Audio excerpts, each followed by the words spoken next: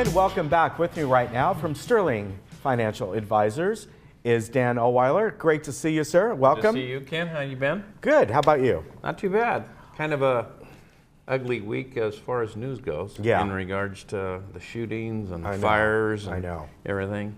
And depending upon how you look at the election and That's the election. right. So let's talk about that for a minute. Do midterm elections, when we see changes in Congress, which is not unusual, it always seems after the first 2 years, it happened with Clinton, it happened with Obama, it happened with Bush, that you often see a shift within Congress. Well, there's a theory that the stock market always does well in the second half of a presidential term, because the president is gearing up for re-election, and he's trying to do things that will stimulate the economy. Right. So he has a good story going into the election cycle.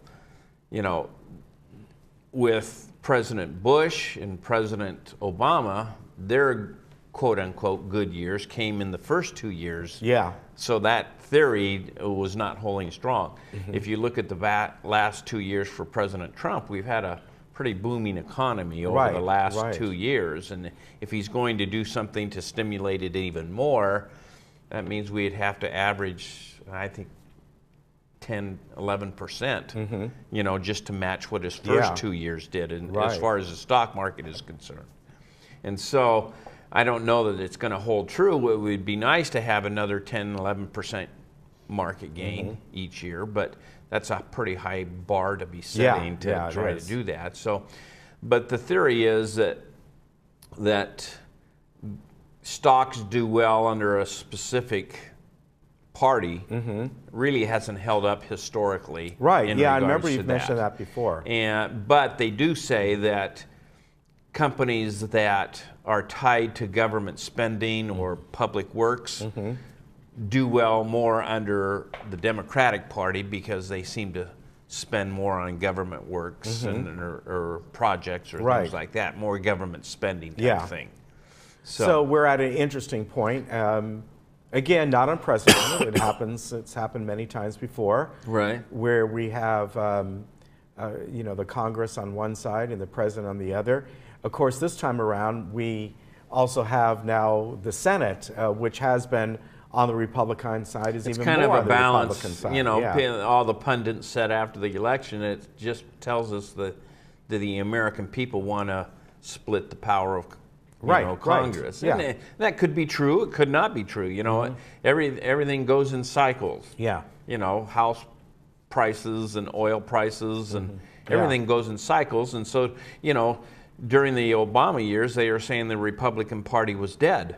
Right. You know, and you know, here we had a quote-unquote red wave sweep into Congress and President Trump's thing, and they were saying, well, where's the Democratic Party now?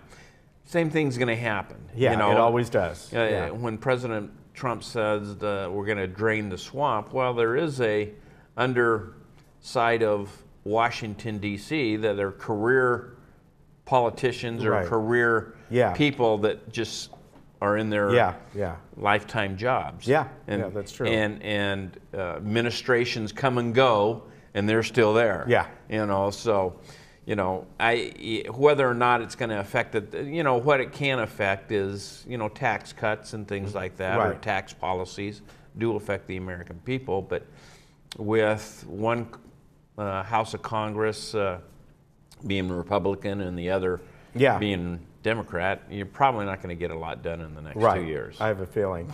Let's talk about, and you've talked about this before. You sent me an article, simple inherited IRA screw-up results, and it results in a $9,000 tax bill. And there is something that you and I have talked about that we know, death, taxes, and the way that nothing is ever simple when it comes to our taxes, our IRS, or the government.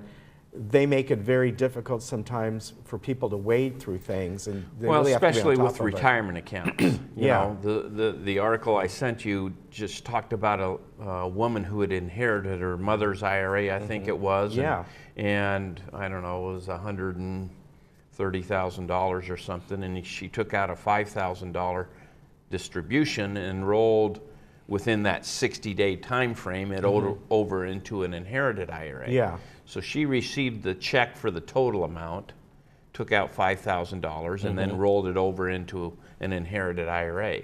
The problem with that is the 60-day rollover rule doesn't apply to inherited IRAs. Okay. It has to go directly from custodian to custodian. Okay. And so what she did is she took a distribution with the intention of rolling it into an inherited IRA within that 60-day time frame, but it doesn't apply to inherited IRAs. So what should she have done? Well, she should have had a distribution of the $5,000 from the custodian and then rolled it to a bank or a mutual fund or annuity, or whatever she's going to do it, directly from the custodian to the company. Okay. She can't take a distribution and then in 60 days roll that into it. Okay. Okay. So it almost sounds like a bit of a timing issue. Yeah.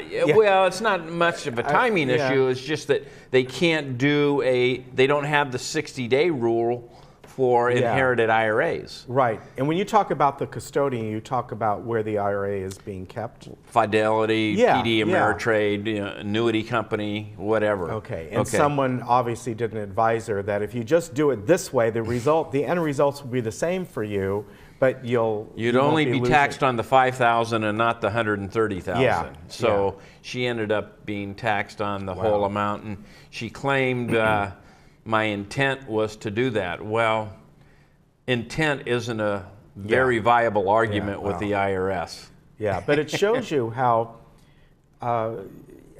just a little bit of a tweak or something like that. Even the titling of an IRA, an inherited IRA, is critical, because if you don't title it properly, it'll be taxed to you. Yeah. You know, and so there really are some stringent rules. Actually, the publication is 590 of the IRS code. It's about 125 pages brochure that tells you how to distribute things from retirement accounts. Wow. So that's something that obviously, you have a client come in that might be looking at this.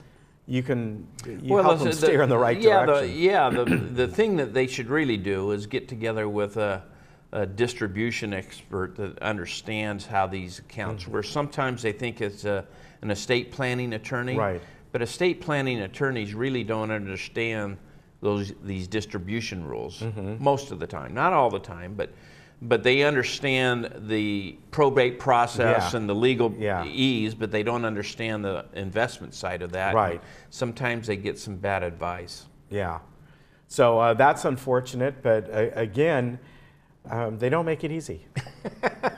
The IRS doesn't use ignorance of the law as a valid reason for not paying your taxes or being assessed to taxes. Yeah. So it's good to stay on top of that. Yeah. So maybe if we're lucky, the midterms will get something done, but I'm not counting on it. Yeah. Neither am I. We'll see what happens. All right, Dan. Good to see you. Good to see you, sir. All right. And if you have any questions, maybe you just want to sit down with Dan and kind of go over things and see if he can help you out. sterlingfa.com is the website, 949-859-8900. They're just up in Mission Viejo near the Social Security office. And as you always said, if they haven't met you before, come on, set an appointment, meet you. There's no obligation, complimentary initial interview if they'd like to come in and just chat about their situation. I don't know if I can help them or not, but we can certainly sit down and maybe see if we can. All right, get that IRA situation tackled. Good to see you. Bye-bye.